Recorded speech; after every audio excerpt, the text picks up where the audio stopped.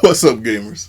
It's your boy, Launchpad 1412. Excited to be back with some Madden 20 gameplay. And this game right here is an old game I had in the archives. I just found it. I was like, this would be a good opportunity to, just kind of reflect on some things a little bit. Every now and then, I tell you guys a little bit about what's going on with me, what I'm thinking, and stuff like that. Something like. We got the Packers. I mean, my favorite team to play with on the game. Play with this team about 1,000,005 times. And just checking in with y'all, man. Tell me how y'all been doing lately, man. I know it's been a lot going on in the world. We got a lot of things going on, and what I really like is the unity that people are showing. I've always told people for the longest, like the next generation is probably going to be the one that that officially has that clean slate. Like officially will have it if there's going to be one, because I'm just saying off of my experience from talking to them. What I think is brilliant about them is that it seems like they don't care about your color. They don't care if you're gay or straight. Don't get me wrong. You got some, you got some knuckleheads everywhere. Don't get it twisted. But for the most part, they seem, they seem like, hey, listen, if you don't get on my nerves, I ain't got to get on your nerves. That's how I see this generation. I guess you can kind of say like two generations behind me. I'm not sure what you would call that generation, but yeah, they seem pretty sound. It's just an observation, and you see a lot of them protesting, white and black. It's a combination of both. Actually, it's a beautiful thing. I was in a few protests, one by default, and one I just happened to see. And I gotta admit the peaceful protest. I gotta admit the vibe was I can't even describe the vibe.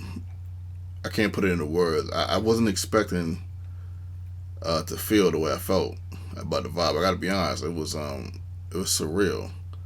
Just the unity. I didn't have a poster. Then a lady gave me a poster to hold up. Black Lives Matter poster, and I was just holding it up. I didn't take any pictures or nothing like that. I was caught up in the moment. I didn't really, I halfway wasn't even going to say anything to anybody. But since we're talking about it, I just you can ask my wife, you can ask some of my coworkers that I used to work with. You can ask my brothers. I've always been a man that spoke highly of unity.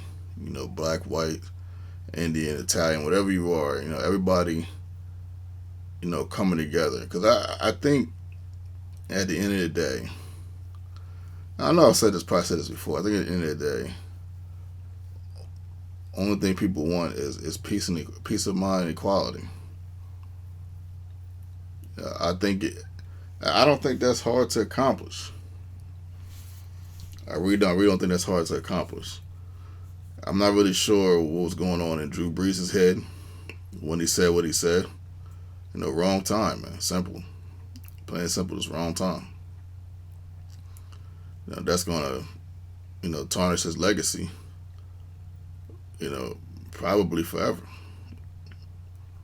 One horrific statement. It is a bad time for that. I don't know how people let old boy be president. I don't know how that happened. And I understand, man, like, I understand that people don't like other races and stuff like that. But we got to understand when it's unity time. Now we got to go out and vote. We done did the rioting. We done did the peaceful protests. Shout out to Kaepernick. What a guy, man. It's gotta feel somewhat good to be him right now. I know he didn't want it to go like this, with the guy having a knee on his neck, but it's really got to feel good to be him. Shout out to everybody, that's not black, but they're trying to help out in any way they possibly can. Everybody's, help is different. Everybody got a different lane, and let's all respect that. I think we're all respecting that, wholeheartedly. We're stronger together. I've always felt like that, man. No matter what the race, we're stronger together. I can't say that enough. I just remember when I was younger, like, one of my first best friends was white. I told you guys about him. The boy John. I told you a couple stories about him. One of the stories I told about with me and John. I actually got 3,000 views. That was wild right there. I wasn't expecting that, but I just remember a time when we were young, and I didn't even think about whether he was white or black. In high school, I didn't think about whether he was white or black. I mean, I knew he was white, but I just didn't really. I guess it just never really dawned on me that he. I just didn't really think about it because we just never had a moment where, except for that cop situation, like I said, we didn't have a moment where it was a factor or an issue. That's a beautiful thing. That's how it should be. Um, Along for the day, a cop pulls me over, and I don't have a million emotions going through my mind. I don't have fear going through my soul. Along for the day, I can walk into a store, and people just don't look at me like they're afraid of me. Um, I'm cool with a lot of white people, a lot of black people, of course. I lived in the suburbs and the ghetto, so I kind of know about both sides. And you don't gotta take it from me, but there's a lot of similarities.